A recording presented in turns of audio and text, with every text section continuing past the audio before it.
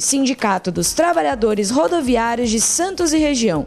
Oferece aos seus associados assistência médica e odontológica, assistência jurídica e entretenimento. Associe-se. Avenida Conselheiro Nébias, 262, Vila Matias, Santos. Telefone 3228-9200.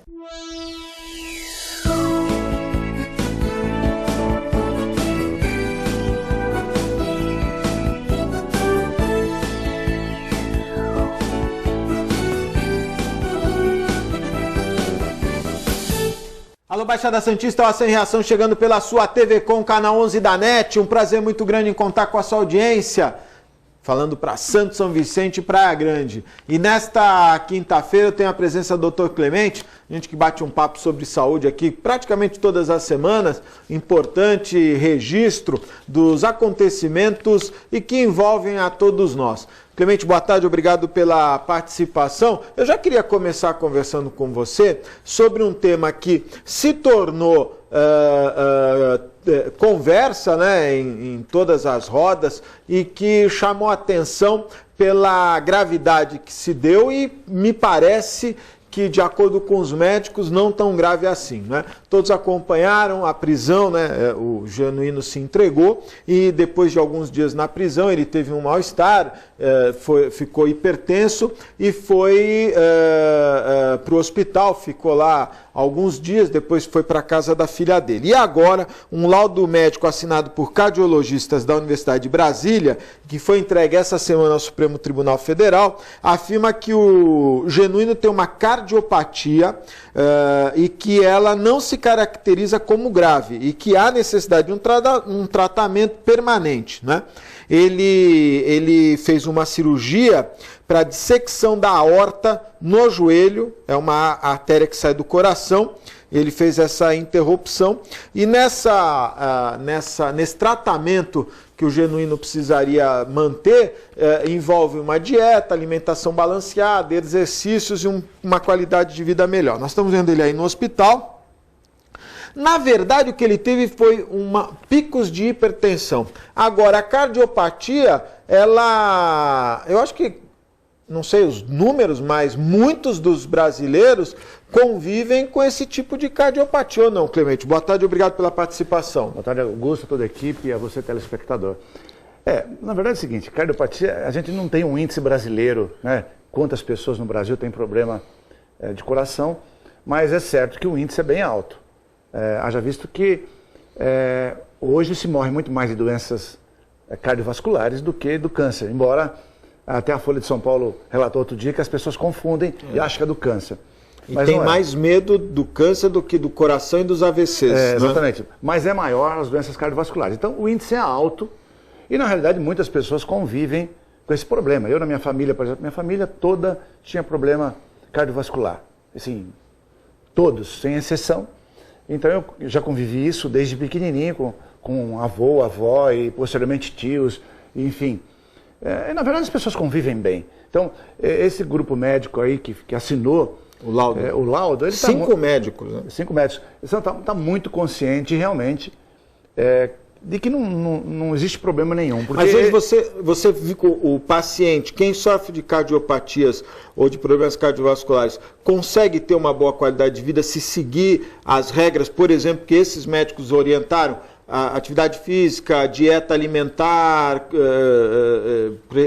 a medicação fundamental, consegue ter uma boa qualidade de vida, Clemente? Consegue, Augusto. Eu conheci uma pessoa que teve um infarto com 31 anos de idade, morreu com 86. Nossa. Quer dizer, eu não estava vivo quando ele teve o infarto na época, mas eu sei o histórico dele. Quer dizer, com 31 anos teve um infarto, morreu com 86 e bem, de outro problema. Ou seja, 55 anos tomando a medicação dele sem problema nenhum. Conheci pessoas, inclusive da radiologia, que um deles teve infarto com 46 anos. 46 anos. Morreu com 88. Né? Conheço um outro que fez uma cirurgia de ponte safena e depois disso ele morreu 30 e tantos anos depois de um outro problema. Ou seja, a ciência evoluiu de uma forma assim, muito rápida tanto do ponto de vista da cirurgia, se necessário, que foi o caso do Genuíno, que fez cirurgia, quanto em relação às medicações. Por que no joelho, Clemente? Na verdade, você pode ter aneurisma, essa dilatação aneurismática, em qualquer artéria do corpo, né? Assim, o mais comum é que seja na aorta torácica ou abdominal, é o mais comum. Mas você pode ter em qualquer região, você pode ter uma dilatação aneurismática. Mas hoje, Augusto, as cirurgias evoluíram de uma tal forma que assim, o índice de mortalidade, perto do que era há 20 ou 30 anos atrás, é extremamente pequeno, né? E a pessoa pode ter uma qualidade de vida muito boa depois, ter uma vida praticamente normal, desde que tome a medicação exata, né, preconizada pelo médico, que certamente vai mudando ao longo do tempo. A hipertensão também, que é o caso dele, é uma doença que 60% da população com mais de 65 anos de idade, 61% tem hipertensão. 61%. 61% das pessoas com mais de 65 anos têm hipertensão no Brasil. Você vê que é um índice alto, né? Alto. Quase que 2/3 da população. Então, e a tendência é que as coisas evoluam nesse sentido, porque, primeiro, que as pessoas vivem mais. Segundo, o estresse da vida moderna. Isso que eu ia alimentação. Alimentação inadequada, quer dizer, hábitos irregulares, sedentarismo, o sobrepeso, a obesidade. Então, é uma série de fatores que juntos acabam levando realmente a hipertensão. Vamos entrar nessa questão da hipertensão. Por exemplo, no caso do Genuíno, eu até criei as fotos dele no hospital, no caso do Genuíno, é lógico que ele está passando por um processo, não quero julgar aqui certo ou errado, eu quero entrar na questão de saúde, passou por um estresse, qualquer um que vai preso sofre, e ainda mais ele que tem esses problemas. Então, essas crises de hipertensão agravaram o quadro dele, né? Agora, eu tenho certeza, se a gente parar no pronto-socorro central de Santos e acompanhar lá os atendimentos, a gente vai perceber que muitos dos casos que entram lá com hipertensão, a origem é social, não é? Quer dizer, ele está passando algum estresse, e aí a hipertensão, interessante isso, né? Apesar de ter todo um quadro de saúde, de sedentarismo, obesidade e tal, mas o fator emocional tem um peso muito grande, Clemente. Muito grande. O que acontece, né, do ponto de vista de fisiopatologia? Quando você tem um estresse, você tem descarga de adrenalina.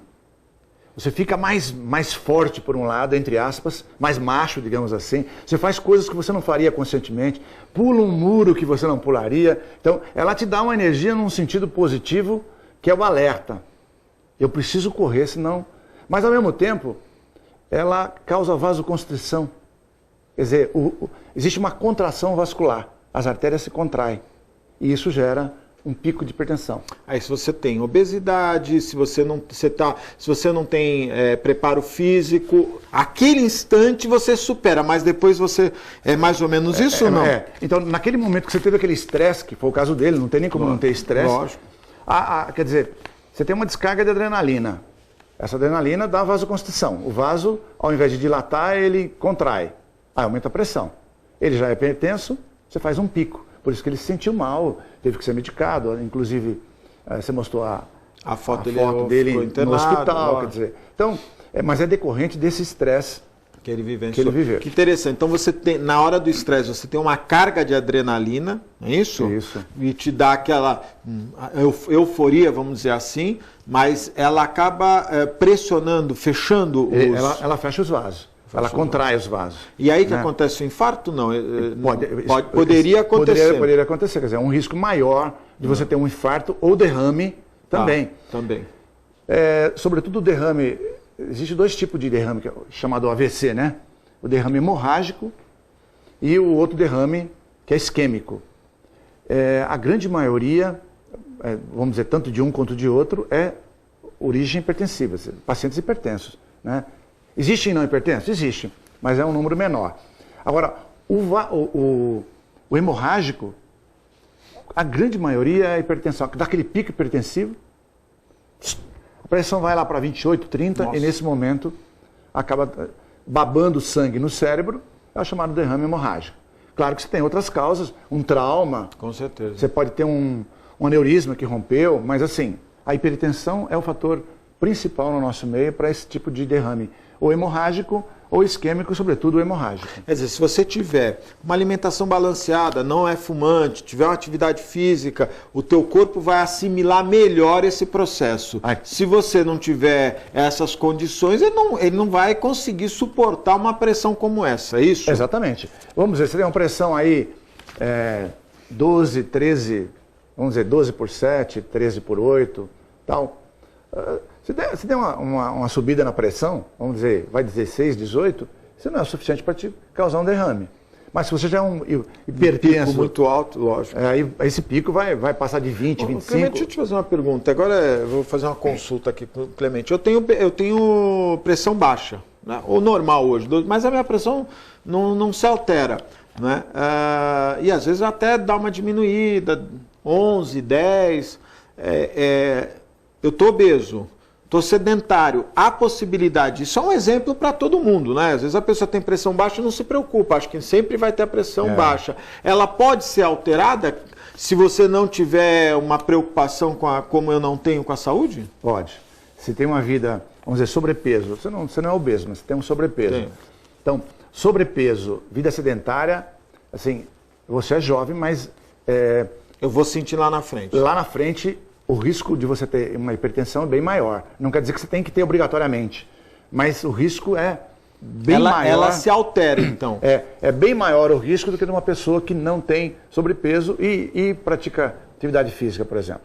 Quer dizer, agora, essa regra, há pouco tempo passou na TV, não sei se você chegou a ver, um homem, ele é aqui da América do Sul, não me lembro qual era o país, mas ele pesava 400 e tantos quilos.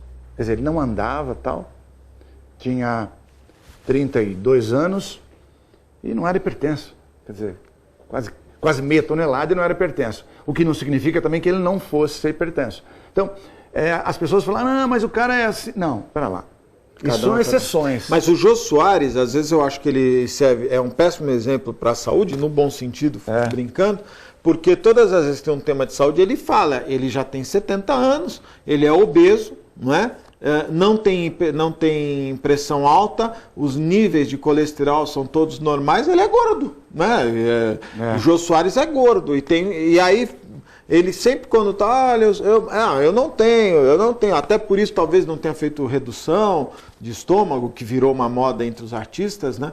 E é uma coisa curiosa, uma pessoa obesa que não tem nenhum sinal, não aponta nenhum sinal dos problemas que a obesidade acarreta. Mas isso é uma exceção. É uma exceção. A regra é o seguinte, sobrepeso ou obesidade, sedentarismo associado, não vou nem falar de diabetes ou outras doenças crônicas, que aí vai aumentar ainda mais a probabilidade de que você seja hipertenso em alguma fase da vida, sobretudo depois de 40, 50 anos de idade.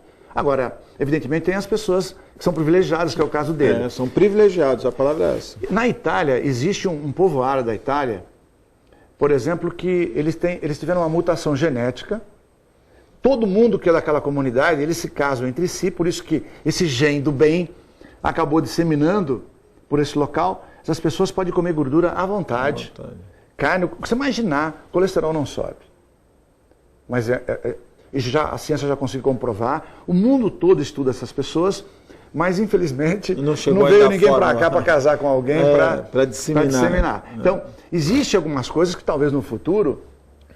Mas a dieta do Mediterrâneo tem, por exemplo, azeite em abundância, né? Tem. E o azeite, alguns até criticam o exagero do azeite. Não precisa exagerar, mas ele também, o azeite o extra virgem que se defende. Ele, de certa forma, ele não é tão ruim quanto são os demais óleos. E até quem defenda que ele reduz o colesterol ruim. É verdade. Mas isso está provado já, Clemente? Na verdade, a gente não sabe, porque você vê um trabalho que fala que não, outro trabalho que fala que sim, mas eu acho que tudo que a gente tem que fazer tem que ser com moderação. É verdade. Né? E eu acho que... Equilíbrio, né? Equilíbrio, o óleo é a mesma coisa, se puder usar, vai ter que usar óleo de canola, por exemplo, que é um dos menores riscos, né? Por exemplo, soja... Canola, óleo de canola. O girassol é bom. Já a soja já é pior. Você sabe, eu vou fazer um intervalo, mas eu estava conversando com uma... Aliás, eu vi a entrevista do João Gordo com a Marília Gabriela e ele é vegetariano. E ele é gordo. Ele é gordo. Né? Ele já emagreceu, mas ele continua gordo. Ele estava comentando, e aí não sei em que momento se falou, eu sou vegetariano, mas eu como muita soja. Então eu também sofro os riscos do... A soja não é tão saudável como o pessoal preconiza, né? Tem um lado bom também, tem um lado ruim, depende do exagero. Do exagero. Vamos fazer um intervalinho, é muito rápido, fique aí, eu volto já.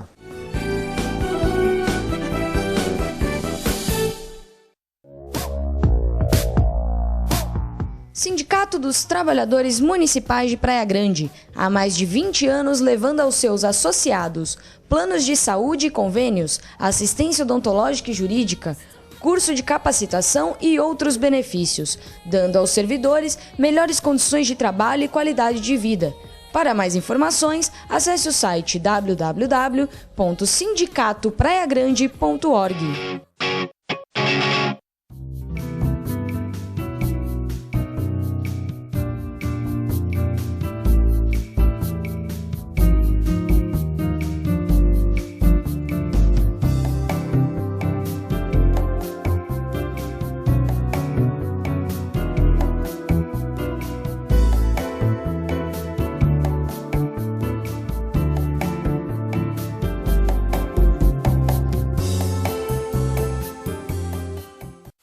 Com o objetivo de atender cada vez melhor, o Plano de Saúde Santa Casa oferece a você e a sua família uma ampla rede de atendimento em Santos, São Vicente, Praia Grande, Cubatão e Guarujá.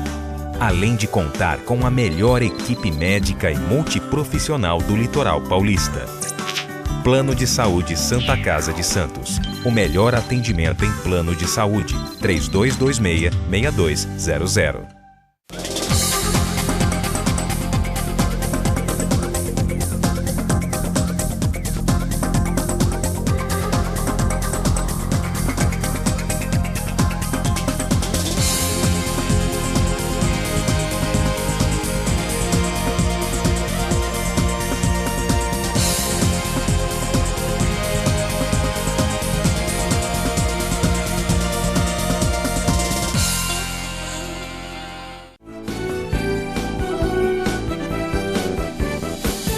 Estamos de volta ao vivo, mandar um abraço especial meus amigos da Ozan, 32288000, ou acesse o site www.ozan.com.br. Quem nos apoia também, os meus amigos do restaurante. Hoje eu estava almoçando lá no restaurante Boqueirão Express Grill, depois eu quero comentar com o Clemente.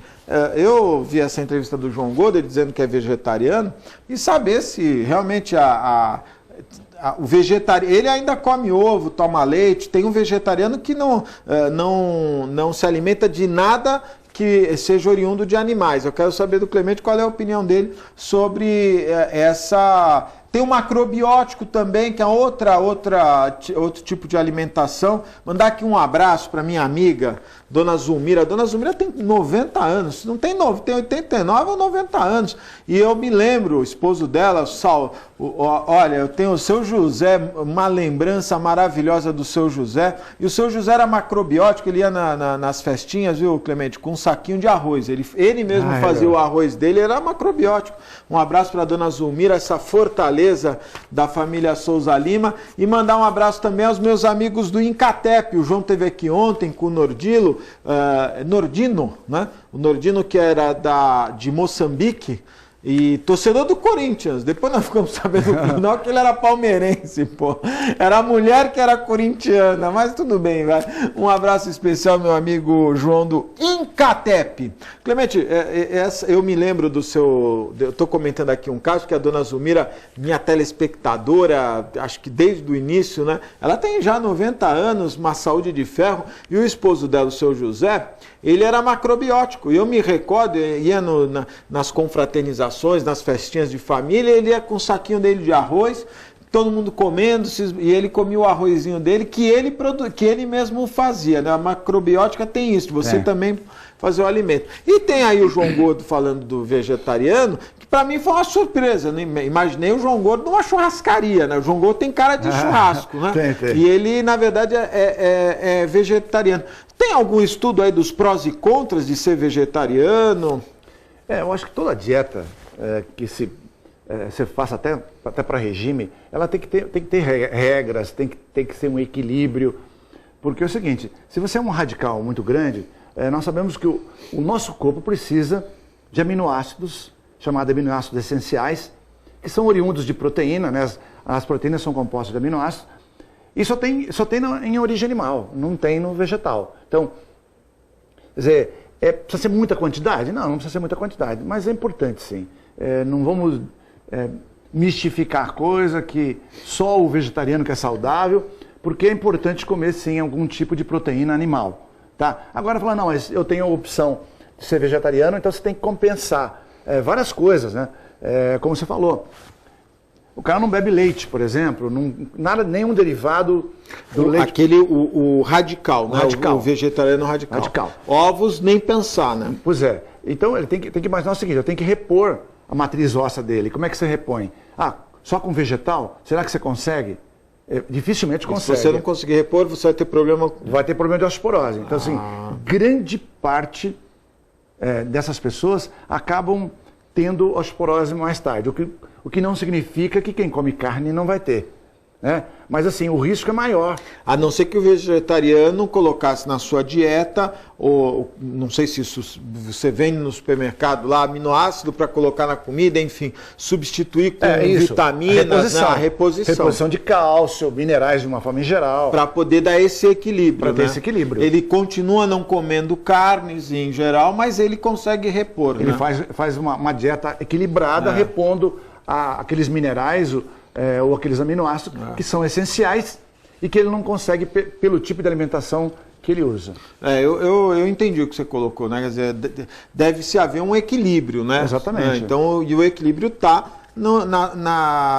num estudo adequado daquela dieta que você vai fazer. Olha, eu vou ser macrobiótico. Deve ter os prós e contras, né? Você vai fazer a avaliação. Você vegetariano, a mesma coisa, né? Eu até vou fazer uma propaganda do Vigilantes do Peso aqui. Eu não tenho nada a ver com ninguém lá, nem conheço ninguém aqui. Mas assim, existe centenas de dietas, mas os cientistas acabaram chegando num acordo seguinte.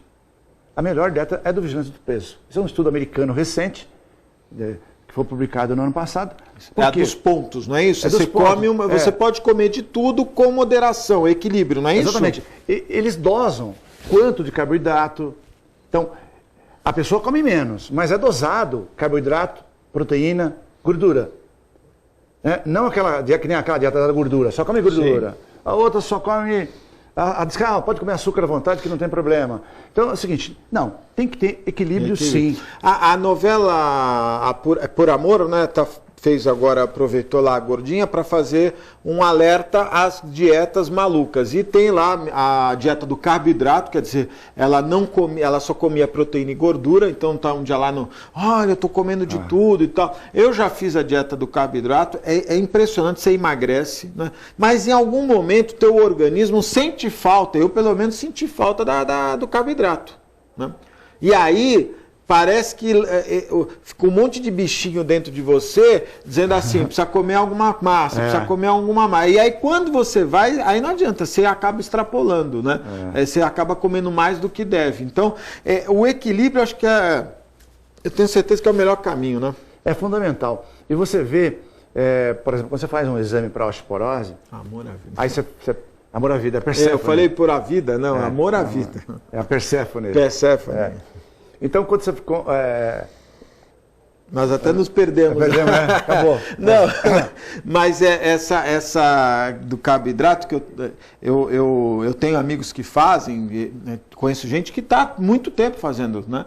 Ela não come carboidrato, só come proteína e gordura. Na novela mostrou o desequilíbrio, né? Que aquele que tem um organismo... Porque tem uma outra coisa, vamos fazer um parênteses aqui, né, Clemente? Quem tem que ser gordo é impressionante, né? A pessoa que tem tendência, e quem... Eu conheço gente, o Vitor, come que nem uma draga e o cara é magro. Né? É uma coisa interessante isso, né? O metabolismo é muito variável. Agora, ele diminui com a idade. Vai diminuindo. Então, por exemplo, imagina qualquer pessoa, vamos nos incluir nisso aí, assim, a partir de 20 anos de idade, você tende a ganhar 2 a 3 quilos por década comendo a mesma alimentação. 2 a 3 quilos por década. Para mim bateu certinho. Eu ganhei 2 quilos por década.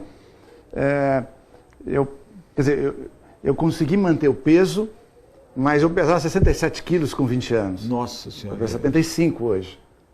Então, ganhei 2 quilos por década. E isso ponderado, Augusto, porque eu faço atividade física pesada e tal. Senão você vai ganhar 3 quilos por década mesmo e vai achar que está muito bom. Clemente, vou te dar uma boa notícia.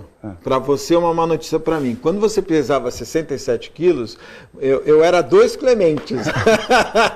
Então... Aliás, eu sou 2 Clementes da época. Olha, Augusto. Eu tô quase lá. Não era 2, mas tá quase lá, né? Mas interessante, 2 quilos por década. 2 a 3 quilos por década. A média, né? Comendo a mesma saudável alimentação. E ao envelhecimento. Faz parte de um processo de envelhecimento. Redução, né, do metabolismo. Do metabolismo. No meu caso, multiplicou por 10. Muito obrigado a você que está em casa. Clemente, muito obrigado, viu? Obrigado, Augusto, a toda a equipe. E um beijo especial para você, que nos brinda com a sua audiência. Muito obrigado pela audiência. Eu volto amanhã, 1h30 da tarde, ao vivo, direto aqui dos estúdios da TV Com. Uma excelente tarde, um ótimo dia. Até amanhã, se Deus quiser, Ele há de querer. Tchau.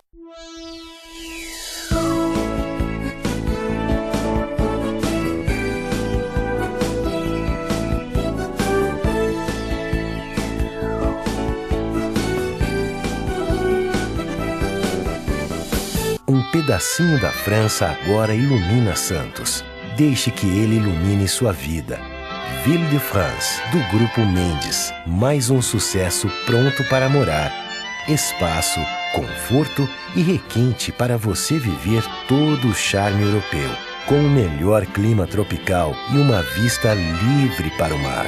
Ville de France, o estilo das vilas europeias em plena cidade de Santos. Venha conhecer.